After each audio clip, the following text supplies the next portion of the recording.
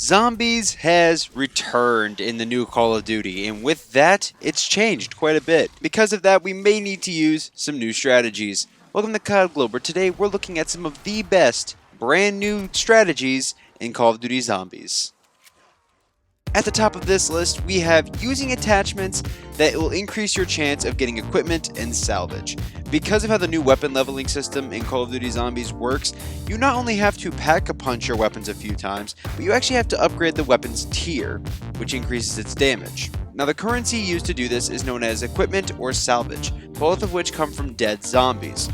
Now, equipment is actually pretty easy to come by, however salvage, not so much. When it comes to equipment, after a couple rounds you can easily have enough to upgrade your weapon 2 times. However, when it comes to salvage, it takes a lot longer.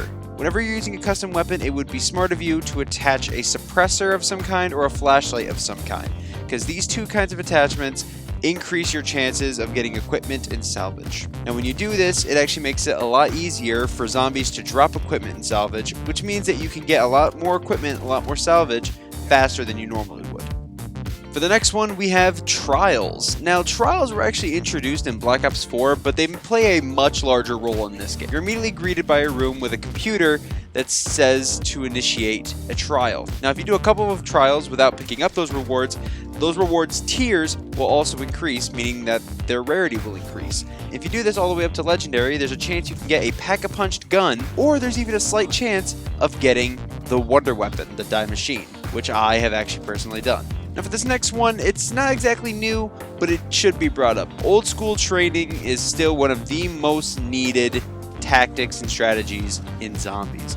You cannot survive in Cold War zombies by pulling the classic Knocked on Totems method, where you stand in one corner and you just keep pushing out bullets. With this new Zombies mode, Easter eggs and boss fights, you constantly have to be moving, which means if you don't know how to do some old school training, you have a lot to learn. The next item on this list is getting the different elements for the Wonder Weapon. It doesn't take a lot to get your hands on this Wonder Weapon. You can obviously get it through the box like traditional zombies, you can get it through the trials like we said earlier, or you can get a free die machine by completing a bit of a small Easter egg. By killing the Megaton zombie, grabbing a key card, and putting it into a slot into somewhere down in the facility. Now if you go back into Knocked on Totem, there is a closed door with a die machine on the other side, and you can remotely activate the die machine from outside the room. And after killing enough zombies, you're able to get the die machine for free. Now even though the die machine is pretty good on its own, there is something you can do to buff it up a little bit. Now doing this goes into the main Easter egg of the storyline, and I unfortunately will not be covering that. By doing the different steps and different methods of unlocking each elemental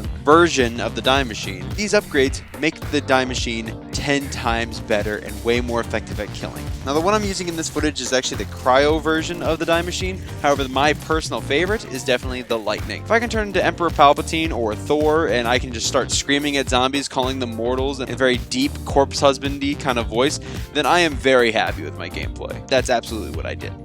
Now again, I know this is a quick video, but really I just want to bring it down to the basics, and the final one's actually going to kind of surprise you.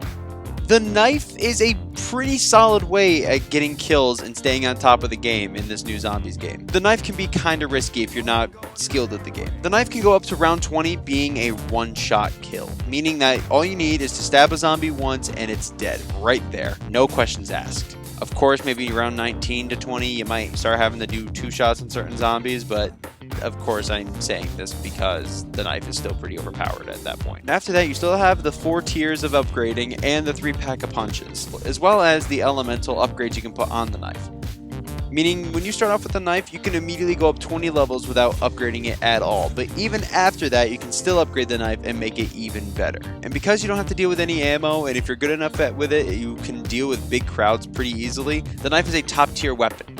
Also, not including the fact that when you use the knife and you get those one-shot kills, you immediately get the max amount of points possible from each kill. The one drawback about the knife is that it's going to be a lot more difficult to deal with boss zombies. Unless you have the Ring of Fire or Ether ability, or maybe something like a decoy or a monkey, you're not going to have an easy time dealing with boss zombies. Running the knife is still a pretty top tier strategy in this game and is honestly one of my favorite things to do.